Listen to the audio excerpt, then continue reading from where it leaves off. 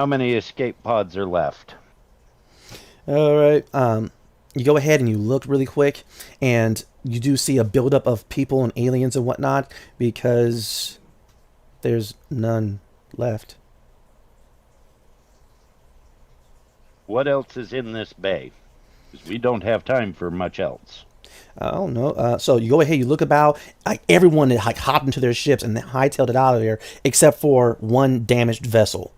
Um, it looks like a couple of the force field generators got detached from above and fell on top of it, damaging its wing and its thruster. But aside from that, it seems to be there. Its landing struts are completely bent, but that seems right now to be your guys' only way from escaping this crashing ship. Know how to fly that thing there, Taryn? Throwing a little bit of persuasion into it, telling him, you fix it, I'll fly it, let's go. That's what I was thinking. If you could fly it, I'll get to it. Let me grab my equipment first. I'm already headed for the cockpit to start powering up necessary systems. Definitely. Fix quick, boy. And so, Jonathan Archer, you dash over there. All right. You immediately hop into the cockpit. Even though this is not in the Terran language, you've piloted enough starships in your time to know exactly how to actually transfer the controls over to your language. All right, would you do so and begin powering up essential systems? And yeah, a lot of systems are offline due to the exterior damage. In the meantime, Sagaricio, you go over towards the bins and the revolvers that have the lockers for the equipment. A smaller alien there, green skin. You could definitely tell that she is a Kesh. She's already there and she's taking stuff out of a locker, and she looks at you and kind of ignores you and runs back over to her mistress Aura, and she tells you, Your Grace, here are your belongings. I suggest that we follow the Terran and the Promethean. Got room for two more? Uh, I think we got plenty of room there for two more. Yep. As I'm sliding in the short blade onto my side, putting a combat knife into my boot, getting the rifle situated on my back, and then pulling out the giant axe. See, look at this. He dances well and has weapons. He's a whole package. Let me see if I can get this picture of him up. The man's a beast, right? But Yeah, he may be a whole package, but if you don't hurry up, you ain't going with me. He can't fly. definitely. Ori is Fly, but carrying ain't your going anywhere. things.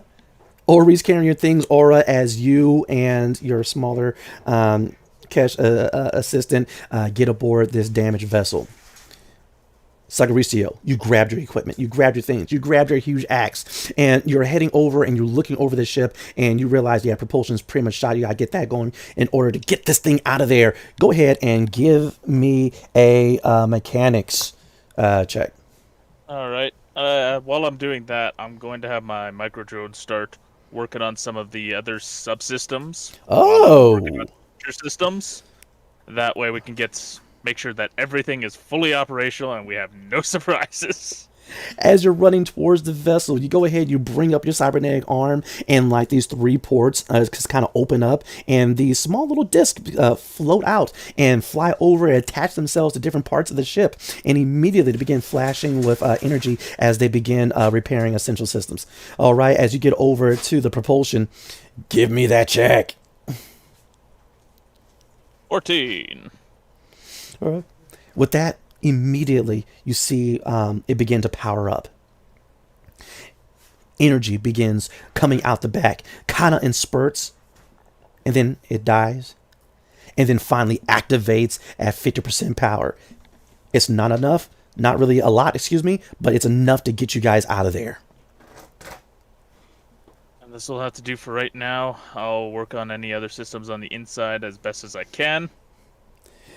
But I'm gonna hit the side of the ship. Like, this is good enough for right now. You hit it, and with that, you get about 10% more power out of it as the ship is ready to go. You hop inside. And Captain Jonathan Archer. This ship is heavily damaged, but you are managing to get it out of the back of this docking bay, going through the shimmering of that blue force field that's keeping some atmosphere in the docking bay. You manage to leave the back of the party ship, but various pieces of the hull are flying off and coming towards you. Give me that dexterity check as you see these incoming pieces of the hull flying towards you as the ship. Whoa!